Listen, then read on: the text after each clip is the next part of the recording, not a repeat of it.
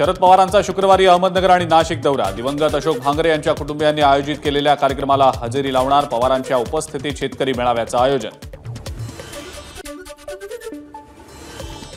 मंत्री छगन भुजबळ 2 दिवस येवला लासलगाव मतदारसंघाच्या दौऱ्यावर। दौऱ्यादरम्यान भुजबळांच्या हस्ते विविध विकास कामांचं भूमिपूजन। रायगड जिल्हा नियोजन समितीची अलिबागमध्ये महत्त्वाची बैठक। रायगड जिल्ह्याच्या विकास आराखड्याबाबत चर्चा होणार। बैठकीला खासदार सुनील तटकरे, पालकमंत्री उदय सामंत यांच्यासह आमदारांची उपस्थिती। शिक्षक भरतीमध्ये स्थानिकांना प्राधान्य द्यावं या मागणीसाठी डीएड झालेल्या बेरोजगार तरुणांचं सिंधुदुर्ग जिल्हाधिकारी कार्यालयासमोर आंदोलन।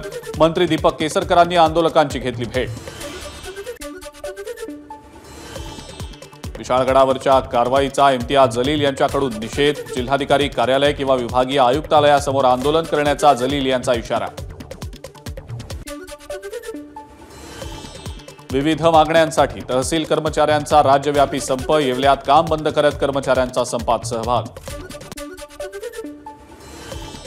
वाशिममध्ये महसूल कर्मचारी संघटनेचं आंदोलन। नायब तहसीलदारांची रिक्त पदं भरावीत यासह एकूण 16 प्रलंबित मागण्या निकाली लागाव्यात, आंदोलकांची मागणी।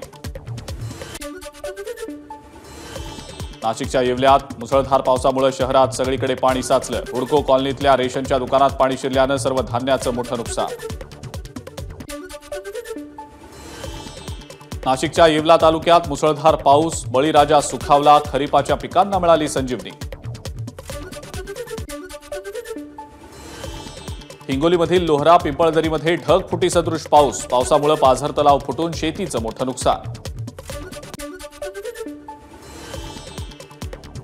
हिंगोलीत ढगफुटी सदृश पाऊस। लोहरा गावाच्या शिवारातला पाझर तलाव फुटल्यानं शेतकऱ्याचं घर गेलं पाण्यामध्ये वाहून।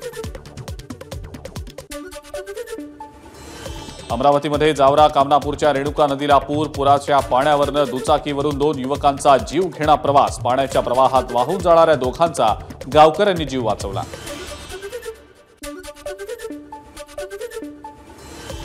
पिंपरी चिंचवडमध्ये पुन्हा एकदा वाहन तोडफोडीची घटना। पिंपरी गावात झोमॅटोवाल्याशी झालेल्या वादातून 4 वाहनांची तोडफोड झाल्याचं समोर। तिघांना पिंपरी पोलिसांनी घेतलं ताब्यात। चंद्रपूरमधल्या मूल चारमोशी मार्गावरच्या पेट्रोल पंपावर वाघ दिसल्यानं नागरिकांमध्ये भीतीचं वातावरण। पेट्रोल पंपावर परिसरात वाघ फिरत असतानाची दृश्य सीसीटीव्हीमध्ये चित्रित। पंढरपूरच्या दिशेनं निघालेल्या वारकऱ्यांच्या बसचा अपघात। जखमी वारकऱ्यांवर पनवेलच्या एमजीएम रुग्णालयात उपचार सुरू। मुख्यमंत्र्यांनी जखमी वारकऱ्यांची घेतली भेट।